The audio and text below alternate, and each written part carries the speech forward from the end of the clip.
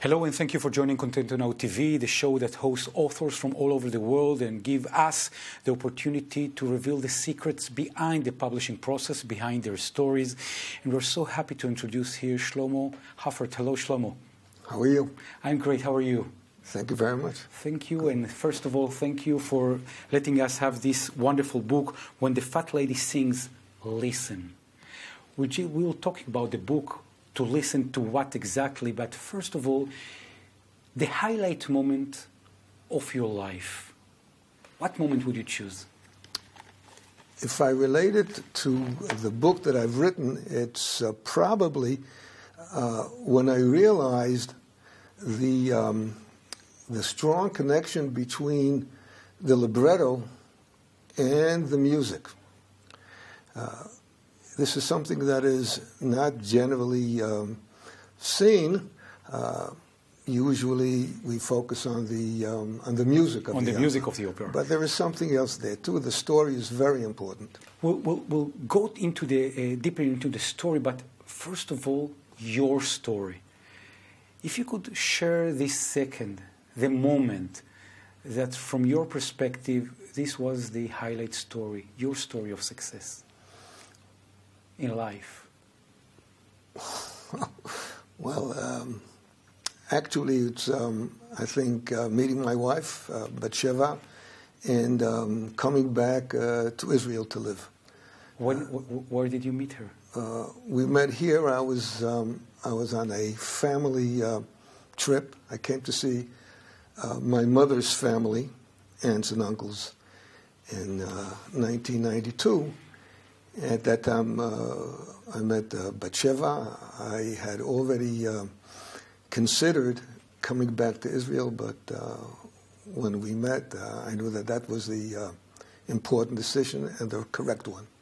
At that precise second? Within a matter of a week, yes. 1 week? Yes. Wow. Like a lightning. Yes. And how many days or years pass since that second? 24. 24. Now let's go, this is your libretto, now let's go to engaging. And that is part of the story, between the music and the story. Right. Let's pick Tosca as an example.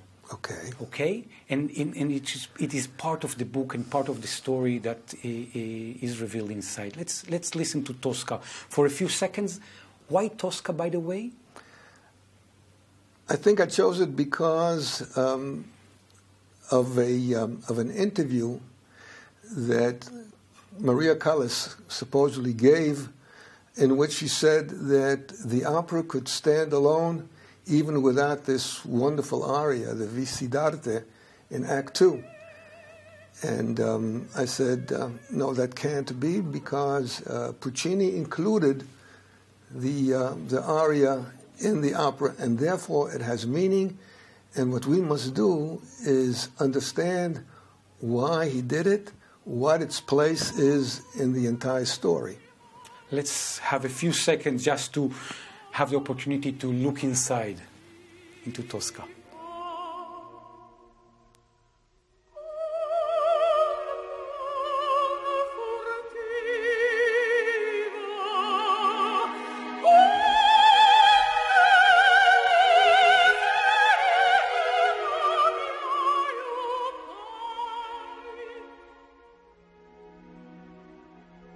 Okay. The importance of the aria lies in the fact that it's there. There is a reason why Tosca sings the aria at this particular point in the action. She is in terrible trouble with Scarpia. Scarpia wants to have her, and she wants no part of him, and she is really in an emotional state. And she turns to God and she says to him, why have you done this to me? I have been a devoted worshiper. I have contributed to the church. And why have you done this to me? Why am I going through all this trouble? And the background music, the accompaniment of the aria in two places is something that is crucial to our understanding what she's going through at the particular time, and her regrets or her feelings of guilt regarding her relationship with her lover, Cavaradossi. And it's shown in the fact that the accompaniment, which we may be able to hear soon, it also appears in Act 1, in her first entrance, and that connects the two. And this is part of the reason why I speak of the opera in terms of psychodynamics in people. Psychodynamics, let's hear and have the second part of the opera, please. Okay.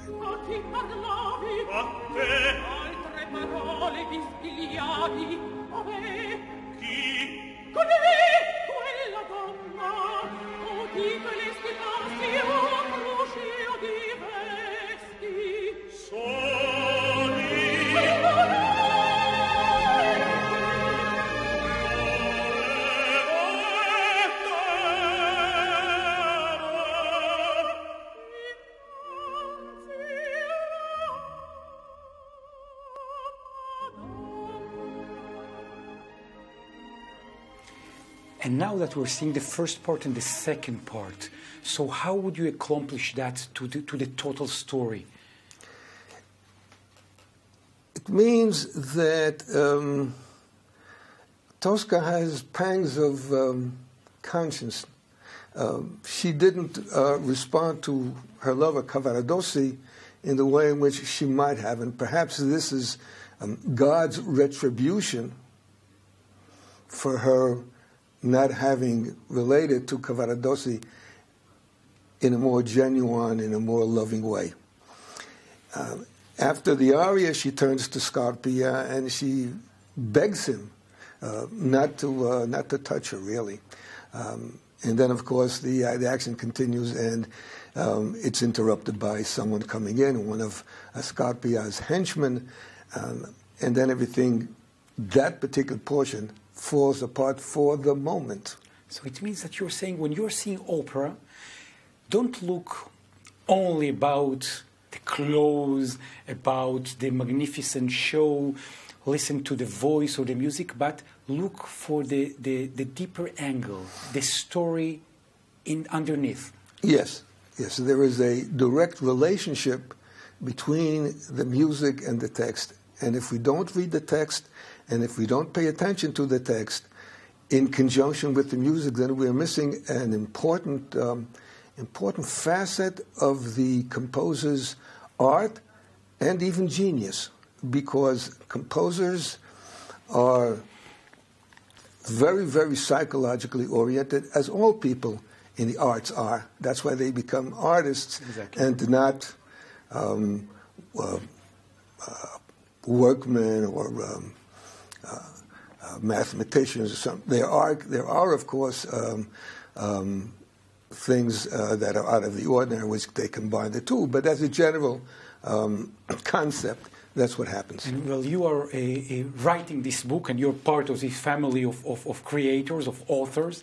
It's interesting because you have the opera on the stage, as we saw. We have the written words. And we have also the digital links to YouTube that each and every individual writers or readers can double-click on the digital version and go to YouTube and to see specifically the examples that you're referring to. Correct. So you're going on a three-level, multiple experience of reading the book, on stage, book, and also the digital. Yes, and that deepens our understanding of the story, because the story is very important. It is not banal. It is part of the composer's wish to express himself, to tell a story, using music as a tool, very much as a sculptor would use a hammer and chisel. So, as to have another side of your story, if you could tell us something about your life, about your creation, about your next book that no one knows. Well, no one knows the amount of involvement that delving into the whole experience of opera involves. It's a lot deeper than just a story, this psychological aspect, how this is brought out by the composer. These are the things that make opera alive. This is a creation, it's an entire creation. Word and music fused together. I say fused because you can't separate the two. It's impossible to separate them. Shlomo Hoffert, I want to thank you so much for being with us. If there is one message that you would like to spread for international readers that will have while reading their book, one message, one sentence, what message would it be?